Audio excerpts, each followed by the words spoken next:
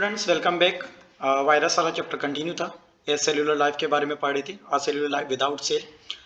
आज इस लेक्चर के अंदर हम दो टॉपिक कवर करेंगे, प्रियोन्स एंड वायरोइड्स। जिस तरह आपने वायरस को समझा था कि वायरस जो था एक नॉन सेल्यूलर पार्टिकल था जिसके अंदर किसी किस्म का कोई सेल मौजूद नहीं होता है, लेकिन वायरस के अंदर ये था कि कुछ लिविंग और कुछ नॉन लिविंग कैरेक्टर्स थे। आज हमारे पास दो टॉपिक है जिसके अंदर प्रियोन्स और वायरोइड्स को हम डिस्कस कर रहे हैं।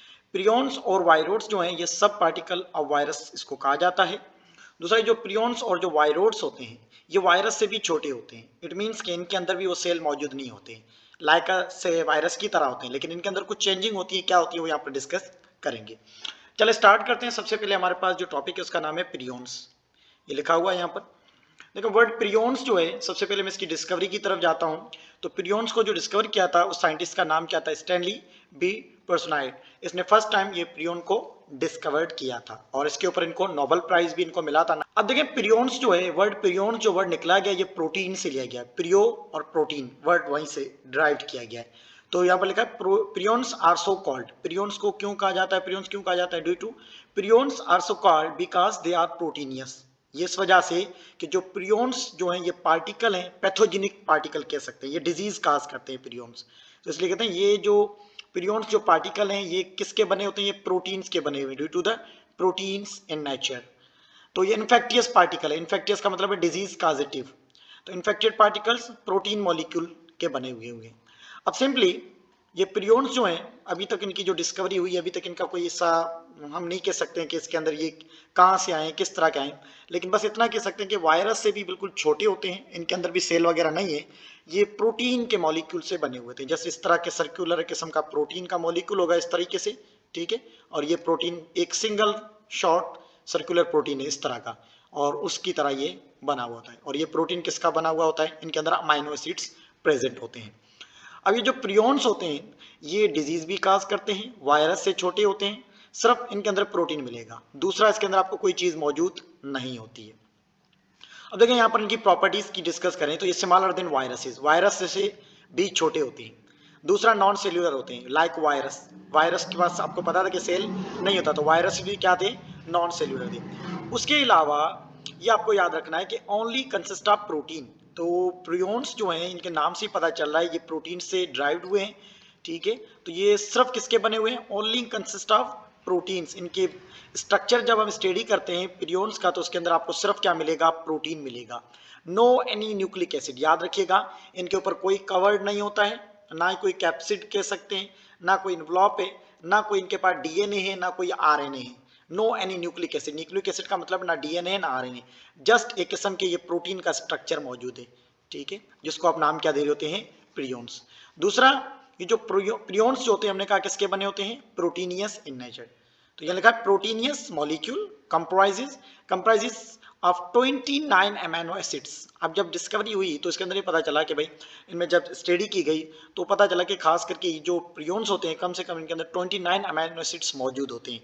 अब ये अमीनो एसिड्स जो मिलकर बॉन्ड बनाया होता है with a single disulphide bond, और इनके दरमियान में बॉन्ड होता है सिंगल डाइसल्फाइड बॉन्ड। ये आपको नाम याद रखना है। अब ये बॉन्ड आपने पढ़ा होगा, पेप्टाइड बॉन्ड प्रोटीन के अंदर और सल्फाइड बॉन्ड है, हाइड्रोजन बॉन्ड्स, ये आपने डिस्कस किए होंगे बायोलॉजिकल मॉलिक्यूल्स के चैप्टर के अंदर। दूसरा हमारे पास ये लिखा हुआ this protein is encoded by single cellular gene. अब ये जो प्रोटीन बना हुआ है ये इसको कोड किया गया है, एक किस्म तरीके से डिजाइन किया गया है, एक सिंगल सेल्यूलर जीन की तरह काम करता है और डिजीज काज करता है। उसके अलावा reproduce by pre existing prions. Prions कहाँ से रिप्रोड्यूस होते हैं, इनको कौन बनाता है?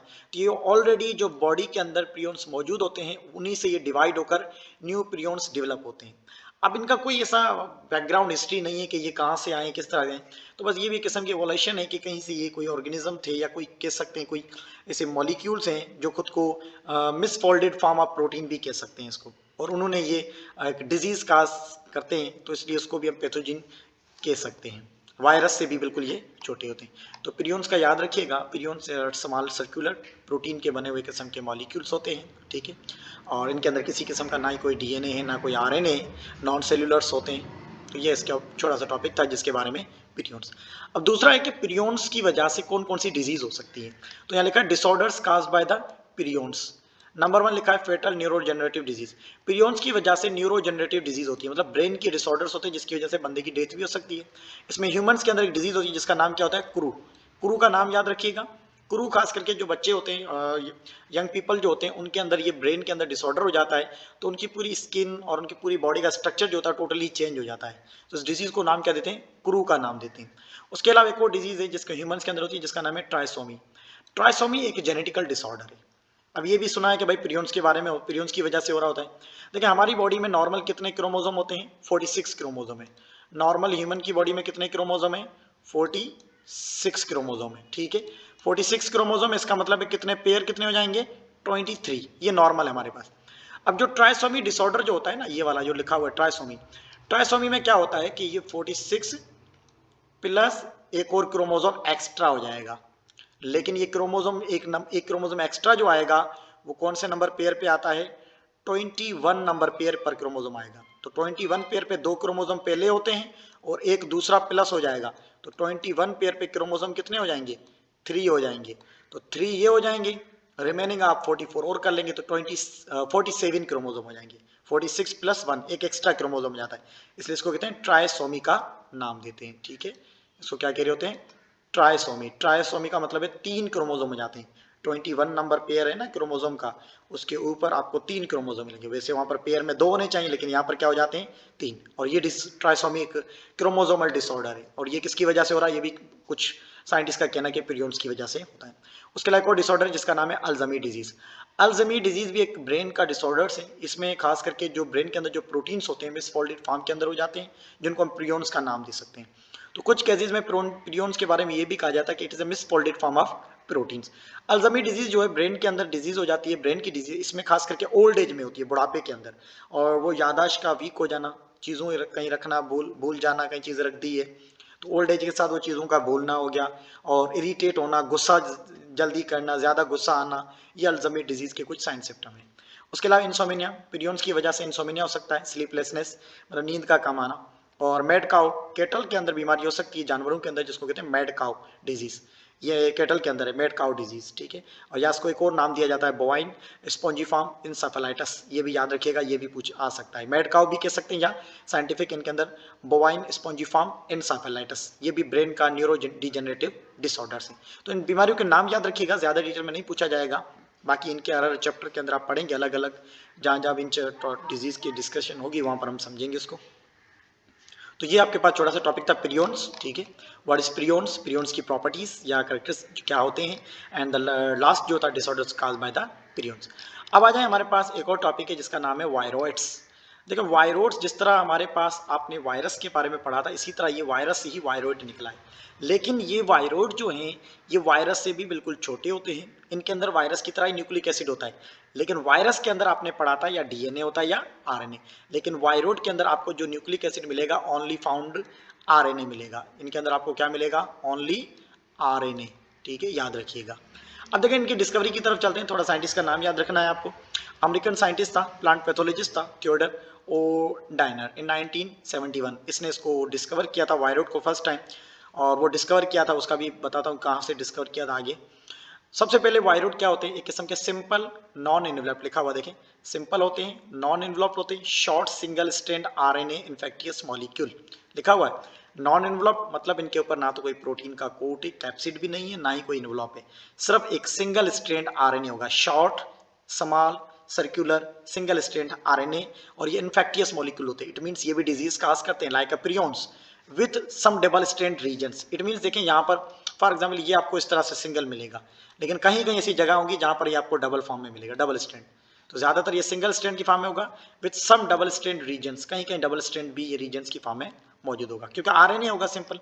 तो यहाँ पर मैं बना के दिखाता हूँ आपको, देखें कि समझ लें कि ये एक वायरॉइड है, ठीक है, ये पूरा आपके पास एक वायरॉइड है। अब देखें इसके अंदर डबल स्ट्रैंड है, समझ लें ये 2 स्ट्रैंड आ गए, ये 2 स्ट्रैंड है, ठीक है। फिर आ जाए आगे, ये एक और स्ट्रैंड आ गया, 2। इट मीन्स कहीं कहीं वैसे तो पूरा सिंगल स्ट्रैंड है, लेकिन कहीं कहीं आपको डबल स्ट्रैंड शो होगा, इस तरह से समझ लें, डबल स्ट्रैंड रीजन। तो इसको हम नाम क्या देंगे, वायरॉइड। तो वायरॉइड सबसे पहले क्या होते हैं, कंसिस्ट ओनली न्यूक्लिक एसिड। इनके अंदर आपको सिर्फ क्या मिलेगा, न्यूक्लिक एसिड मिलेगा। और न्यूक्लिक एसिड जो है क्या लिखा हुआ है, लो मोलिकुलर वेट आरएनए होगा उसके अंदर, सिर्फ आरएनए होगा लेकिन वो भी कम होगा, उसका वेट क्या होगा, कम होगा। दूसरा ये सर्कुलर आरएनए होगा, इनके अंदर जो आरएनए होगा वो किस फॉर्म में होगा, सर्कुलर होगा। और ऑटोनॉमिक रिप्लिकेशन, इट मींस कि इनके आरएनए के पास एबिलिटी है, पोस्ट का जो एंजाइम होता है जिसको कहते हैं RNA polymerase 2, RNA polymerase 2 note कर लीजिएगा, ये उस एंजाइम को यूज करके ये आरएनए की कॉपी बना सकते हैं, ऑटोनॉमिक रिप्लिकेशन कर सकते हैं। दूसरा ये जो आरएनए है इनका, ये कोई प्रोटीन को कोड नहीं करता है, कोई होस्ट की बॉडी में जाने के बाद कोई प्रोटीन डेवलप नहीं कर सकता है, ठीक है। तो लिखा स्मॉलेस्ट वायरोट, ये स्मॉलेस्ट वायरोट जो फर्स्ट डिस्कवर्ड हुआ था, मतलब कि डिस्कवर्ड हुआ था, छोटे से छोटा वायरोट जो था वो कितना था, 220 न्यूक्लियोटाइड लॉन्ग वे।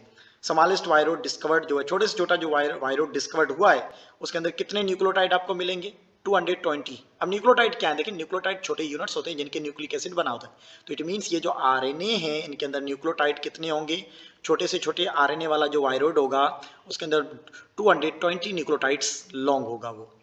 दूसरा वायरोड जो है इसके अंदर आरएनए मौजूद है, ये आरएनए किसी भी प्रोटीन को कोड नहीं करता है, कोई प्रोटीन नहीं बनाता, लिखा हुआ है वायरोड आरएनए डज नॉट, वायरोड आरएनए यहाँ पर डज नॉट आएगा, ठीक है, ये नोट कर लीजिएगा, डज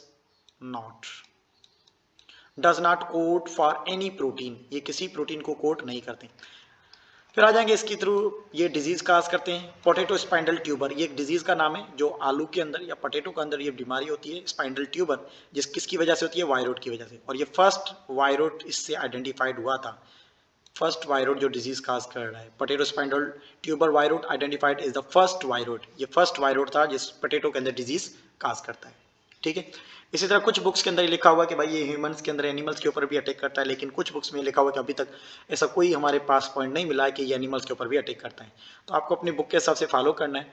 ये छोटा सा टॉपिक था हमारे पास, प्रियोन्स और वायरोड्स को हमने यहाँ पर डिस्कस किया है, ठीक है। और ये चैप्टर आपका यहाँ पर खत्म हुआ, इसके अंदर जितने भी इंपॉर्टेंट टॉपिक थे मैंने यहाँ पर अपलोड कर दिए हैं।